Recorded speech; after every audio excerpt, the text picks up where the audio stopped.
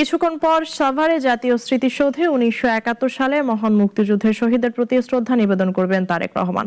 কিছুক্ষণ আগে সেখানকার সর্বশেষ প্রস্তুতির খবর জানিয়েছেন আখলাকুর রহমান আকাশ। রয়েছি জাতীয় স্মৃতিসৌধে। আপনারা জেনে থাকবেন গতকাল কিন্তু দীর্ঘ ১৭ বছর পর বিএনপির ভারপ্রাপ্ত চেয়ারম্যান তারেক রহমান দেশে প্রত্যাবর্তন করেছে এবং সে প্রথমেই ৩০০ ফিট জনসমাবেশে যোগ দিয়েছিলেন এবং তারপর পরবর্তীতে তার মাকে বেগম জিয়াকে দেখতে এবার কেয়ার হসপিটালে যান। গতকালকে কিন্তু তার এই কর্মসূচি ছিল। আজ আমরা যেটি জানতে পেরেছি, সে জুমার নামাজের পর কিন্তু তার বাবা জিয়াউর রহমানের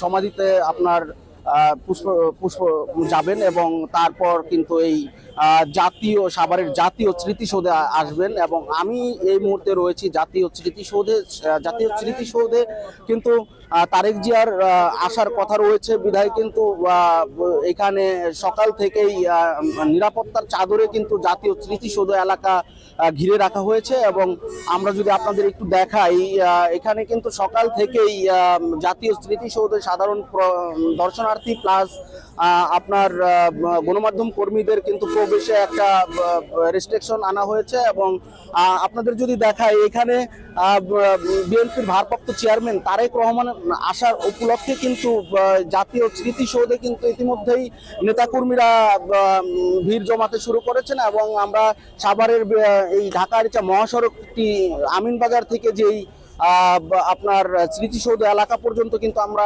মহাসড়কের বিভিন্ন জায়গায় কিন্তু আপনার নেতাকর্মীদের জটলা দেখতে পেয়েছি। নেতাকর্মীরা অধীর অপেক্ষায় রয়েছেন এই তাদের সেই ভারপ্রাপ্ত চেয়ারম্যান তারেক জিয়াকে ফুল দিয়ে সংবর্ধনা জানাতে। এবং আমরা যতটুকু জানি, এখানে কিন্তু এই তারেক জিয়ার আসবেন বলে কিন্তু এই স্মৃতিসৌধ এলাকাকে নিরাপত্তা চাদরে ঢেকে রাখা হয়েছে। আপনারা যদি দেখেন, এখানে কিন্তু পুলিশ, আনসার এবং র্যাব, পাশাপাশি আমরা এপিবিএন এর সদস্যদের আমরা দেখতে পেয়েছি।